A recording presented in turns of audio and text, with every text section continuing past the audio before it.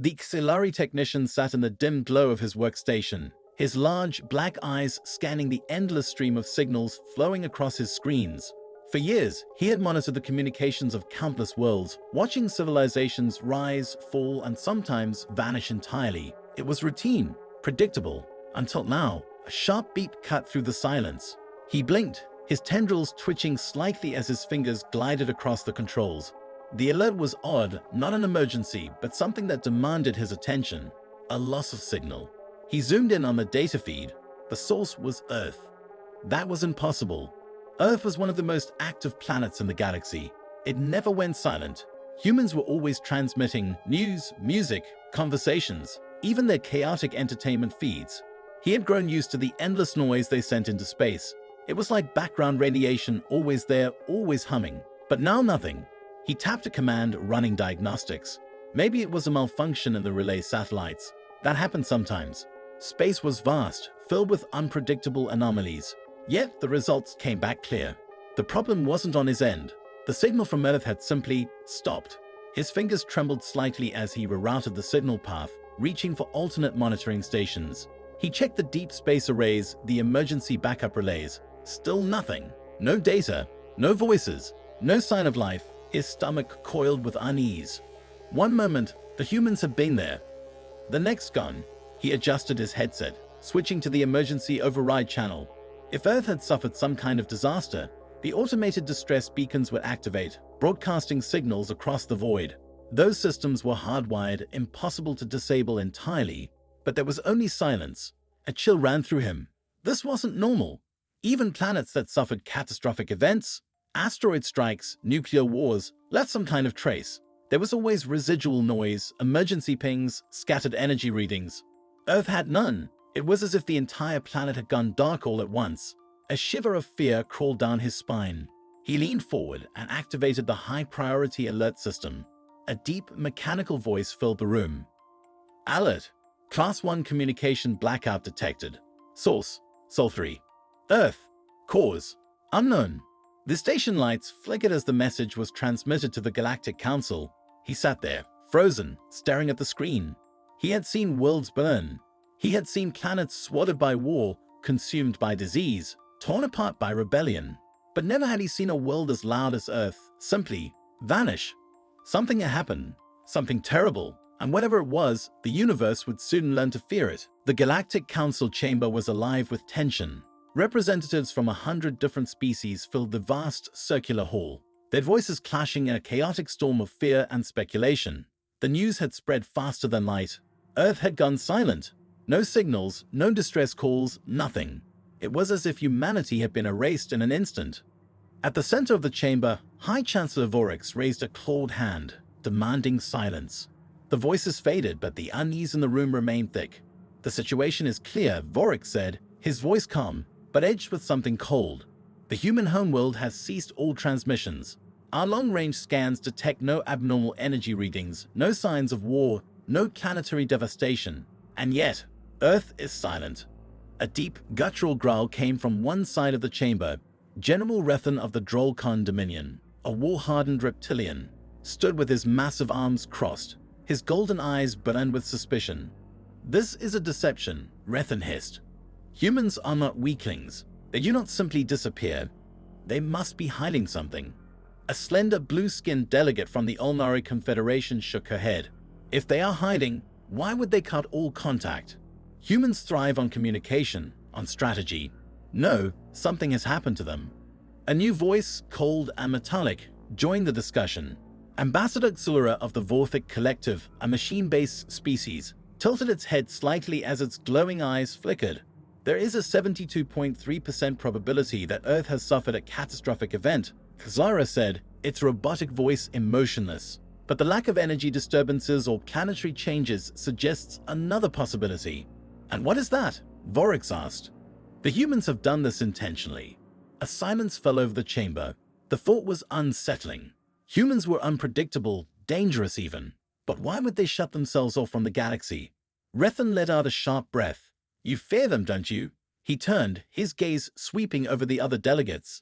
Admit it, you all fear what the humans might have become. No one spoke. Rethan slammed his fist against the table. We have spent years watching their advancements. They fight, they adapt, they grow stronger with every challenge. And now, just when they should be at their peak, they vanish? No, this is not a tragedy. This is a warning. Voryx narrowed his eyes. You suggest this is a trap. Rethan bared his teeth. I suggest we prepare for war. Murmurs of agreement and protest rippled through the chamber. Some feared the humans' disappearance meant something worse was coming. Others believed an attack on Earth had already happened, and the real threat was still out there. A small hooded figure stepped forward from the shadows. The Isari were an ancient race, known for their secrecy and knowledge of things beyond normal comprehension. Their representative, Elder Valen, raised a wrinkled hand. There are whispers, he said, his voice like wind over dry leaves. Rumors from the edges of the void. Something watches from the dark. Something waits. Rethan scoffed. Superstition. Valen did not react. Perhaps. His gaze turned toward Voryx. But we must decide. Will we investigate Earth or seal its fate? The question sent another wave of uncertainty through the room. If they sent ships to Earth, they might uncover the truth. But what if Rethan was right? What if this was a human trick, or worse, what if whoever took them was still there? Voryx let out a slow breath. The weight of the decision pressed down on him. After a long pause, he spoke. We will send a single expedition. A small team, no more than 5. They will observe, gather information, and return. If they do not, he let the sentence hang, unfinished. The council chamber remained silent. No one dared to say what they were all thinking. If the team did not return, the galaxy might never know what truly happened to Earth. A sleek, silver scout ship drifted through the cold void of space, its engines humming softly as it approached the silent planet. The 5 crew members aboard sat in tense silence, their eyes fixed on the massive blue and green spear ahead. Earth? For centuries, it had been a source of fascination, conflict, and fear. Humans had spread their influence across the stars, not through overwhelming strength, but through sheer willpower and adaptability. They were unpredictable, dangerous even. And now they were simply gone. Commander Drellis, a veteran of countless missions, adjusted the ship's scanners. His forearms moved with practiced efficiency, cycling through sensor readings. No transmissions, no energy spikes. The planet is stable. Lieutenant Korvek, the team's science officer, leaned forward. His insectoid eyes narrowed. It's not just their communications that stopped. Their satellites are still in orbit, but they aren't transmitting. Their space stations, silent. Even the automated distress signals that should be hardwired into their infrastructure, nothing. A low hum of unease spread through the cabin. Tarek, the team's security officer, checked his weapon. He was from the Zorvath species, a race known for their warrior culture. It feels wrong, he muttered, like walking into an empty battlefield. The ship's air chirped. Asterisk entering Earth orbit. No hostile activity detected. Asterisk. Drellis took a slow breath. Prepare for descent. The ship's thrusters fired, guiding them down toward the planet's surface. Through the viewing screen, they saw Earth's cities sprawling beneath them. Majestic towers, roads stretching for miles, bridges and highways, all untouched. Yet there was no movement. No vehicles in motion. No people. No lights flickering in windows. Just stillness. We're landing in one of their major population centers, Korvek announced. New York City. The ship touched down with a soft hiss, settling onto an empty street surrounded by massive buildings. A light layer of dust covered glass windows of the towering structures. The air outside was breathable, the temperature normal. And yet, it felt dead. Tarek was the first to step out. His boots crunched against the pavement. He scanned the area, weapon raised. No bodies, he muttered. No signs of struggle. Where the hell is everyone? Drellis followed, eyes sweeping over the empty streets. There were vehicles stopped in the middle of the road, their doors open as if people had stepped out mid-journey. Shops were filled with untouched goods. Food sat in restaurants, perfectly preserved as if waiting for customers who had never arrived. Korvik pulled out a handheld scanner. Life signs are strange, he frowned. I'm picking up something, but it's fragmented, like echoes. Echoes of what? Drellis asked. Before Korvek could answer, the team's comms crackled with static. A whispering sound filtered through their earpieces. Not a voice. Not words. Just something. Something that made every instinct in their bodies scream to leave. Tarek spun around, weapon raised, scanning the empty streets. His breathing was steady, but his grip on the rifle tightened. The whispering sound faded as quickly as it had come. Did everyone hear that? Drellis asked, his voice low. Korvac adjusted his earpiece, his mandibles twitching in unease. It wasn't interference. That sound, it came from somewhere close. The street remained still, but now it felt different. The silence was no longer just eerie, it was wrong, as if something was watching them. Drellis took a cautious step forward. The others followed, moving carefully through the abandoned city. They passed rows of empty vehicles, stalls with half-eaten meals still sitting on tables, personal belongings scattered as if dropped in an instant. "There's no sign of struggle," Tarek murmured. "No blood, no damage. They just vanished." They approached a towering skyscraper. Its glass doors stood wide open, the inside dark and uninviting. Korvac scanned the building, his device beeping softly. "I don't understand," he muttered. "The planet's ecosystem is intact. The atmosphere is stable. There's no radiation, no pathogens, nothing that would explain this." Drellis turned to their engineer, Caddis, a short, stocky creature covered in plated armor. Could something have wiped their technology, shut everything down? Caddis shook his head. Even if every electronic system failed, people don't just disappear. A sudden third asterisk echoed from within the building. The team froze. Tarek instantly raised his rifle, eyes locked on the darkness beyond the doorway. Drellis signaled for silence. Slowly he stepped forward, peering inside. The lobby was vast, filled with abandoned furniture and screens frozen on old broadcasts. Papers littered the floor, rustling slightly in a draft that shouldn't exist. Then something moved. Not in the way a living thing should move. A shadow, long, thin, and shifting, stretched across the far wall. Tarek saw it too. He aimed. Movement, 20 meters ahead. The whispering returned. It wasn't coming through their comms this time. It was here, around them. Caddis backed up. "We need to leave." Before Drellis could respond, Korvac gasped. He was staring at his scanner, eyes wide. The readings? They're everywhere. The whispering turned into a hum, a deep, resonating sound that seemed to vibrate in their bones. Then the lights flickered, and the shadows began to move toward them. Drellis didn't hesitate. "Fall back, now!" Tarek was already moving, covering their retreat as the team rushed out of the building and back onto the empty streets. The whispering followed them, growing in intensity, swirling around them like a presence unseen. Korvac's scanner was useless now, its readings shifting wildly, flickering between nothing and something far too large to comprehend. His mandibles clicked anxiously. "It's not life as we know it," he muttered. "These aren't just echoes. Something asterisk is here asterisk." Caddis stumbled, his heavy boots scraping against the pavement as he turned back toward the skyscraper. His breathing was ragged. "Did you see them?" Drellis kept moving, eyes scanning the area. "See asterisk what asterisk?" Caddis's voice dropped to a whisper. "The shadows. They asterisk watched asterisk us." Drellis's skin prickled. He hadn't seen anything clearly, just flickers, movements in the dark. But he had felt asterisk something watching. The weight of unseen eyes pressing down on him like a predator waiting for the right moment to strike. Their ship was close now, just beyond the abandoned plaza where they had landed.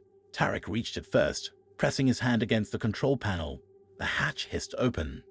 "Inside, now!" The team scrambled up the ramp.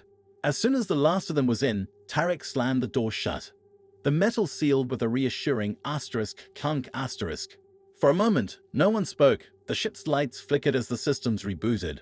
Caddis leaned against the wall, his armored shoulders rising and falling with deep breaths. Korvac tapped furiously at his scanner, but the readings were blank again, like whatever they had detected no longer asterisk existed asterisk. Drellis stepped toward the main console, activating the external cameras. The city stretched out before them, empty and lifeless. The streets were still. The buildings remained dark. But something was different. The shadows had shifted. They were longer now, stretched unnaturally, reaching in directions they shouldn't. A trick of the light? No, there was no light source to cast them. Then the whispering returned. This time, it came through the ship's speakers. A voice? Not human, not alien. Something else. Asterisk, asterisk, you should not be here. Asterisk, asterisk. The screen flickered. A new data file appeared on the console. It had no origin, no source, just a simple label. Asterisk, asterisk, final message. Asterisk, asterisk. Drellis hesitated, then pressed play. A human voice crackled through the speakers, broken by static. It was distorted, but still recognizable as male. Asterisk, asterisk, if you're hearing this, turn back. Do not search for us. Do not try to understand. We are not gone. We are becoming. Asterisk, asterisk. The message cut off with a burst of static. Then, silence. Callus exhaled sharply. What the hell does that mean? No one answered. Drellis swallowed, staring at the dead planet beyond the screen.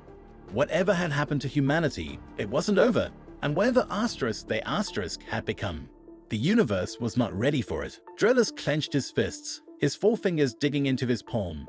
Every instinct screamed at him to leave, to get his crew far away from this cursed planet. But something held him frozen. It wasn't fear. It was dread. A deep, primal knowing that whatever had happened here was beyond their understanding. Tarek checked the ship's external sensors. Engines are primed. We can leave now. Korvik shook his head. We need to report this. Without solid data, the council won't believe us. A ghost message and a feeling of unease aren't enough. Callus tapped furiously on the console, trying to access the strange file that had appeared. There's more. The message was just the surface. His fingers flew over the controls. There's a deeper encryption layer. It's resisting, but wait. It's unlocking. The screen flickered again. A new image appeared. It was Earth. But not as they had seen it from orbit. The planet looked different. At first, it seemed normal, but as Drellis focused, he noticed the subtle, sickening details. Shadows spread across the surface like a living thing, pulsing, twisting, shifting in ways that defied natural order. The oceans weren't reflecting light properly, and the clouds, they weren't moving. Tarek swore under his breath. What is this? Callus whispered, I don't know, but this image, it's not a scan from our ship. He turned slowly to face them. It was sent, from Earth, Silence gripped the room. The whispering returned, louder now, filling the ship's comms, the very walls vibrating with unseen force. The shadows outside stretched again, bending, reaching for the ship. Then movement. Drillis's breath hitched. He saw it. Something shifted between the buildings. Not a figure, not a shape, just wrongness, a presence that defied sight, slipping in and out of perception. Korvik's voice was barely above a whisper. We have to go, no. Drillis didn't hesitate this time. Tarek, get us out of here. The ship roared to life. The thrusters ignited, lifting them off the cursed ground. As they ascended, Drillis stole one last glance at the city below. The shadows were watching They didn't chase. They didn't attack. They just waited. As the ship broke through the atmosphere, alarms blared. Callus gasped. We're being pulled back. Drillis gripped the controls, fighting against an invisible force. The planet itself seemed to resist their escape. The engines strained, the metal frame groaning under pressure. Then, suddenly, it stopped. The force released them. The ship shot into space, free from Earth's grasp. For a long moment, no one spoke. Only the hum of the ship's systems filled the air.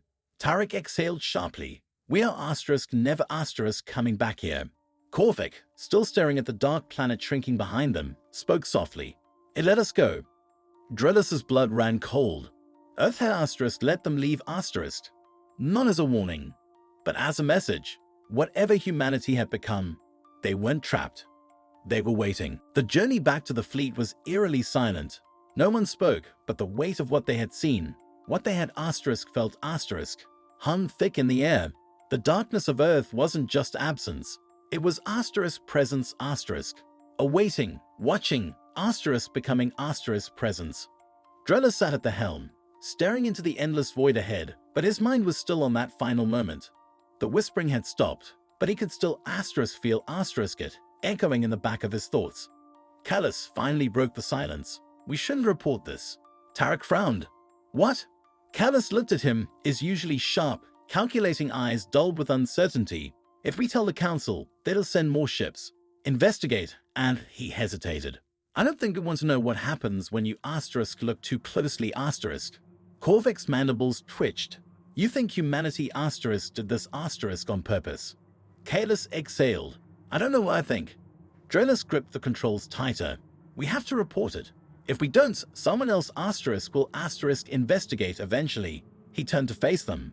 And if we lie or cover it up, we'll be responsible for whatever happens next. Tarek tapped his fingers against his weapon. Then what did happen? His voice was quiet, uneasy. They didn't just die. They didn't just disappear. They asterisk became something else asterisk. A long silence stretched between them. Korvik pulled up the image of Earth again on his console. The shadows were still shifting, still watching. Maybe they evolved, he muttered. Drellis shook his head. That wasn't evolution. He took a slow breath. That was asterisk transformation asterisk. The ship's warning systems beeped. They were nearing the fleet. Drellis straightened, preparing his report. A final whisper slithered through the comms. Soft, faint, almost, asterisk curious asterisk. Asterisk asterisk you heard us. Asterisk asterisk. The screen flickered, then stabilized. Kedis's hands clenched into fists. It knows we're talking about it. The void outside was still, cold, empty. But they all knew now. Humanity wasn't gone. It wasn't hiding. It was waiting. And someday, it would return.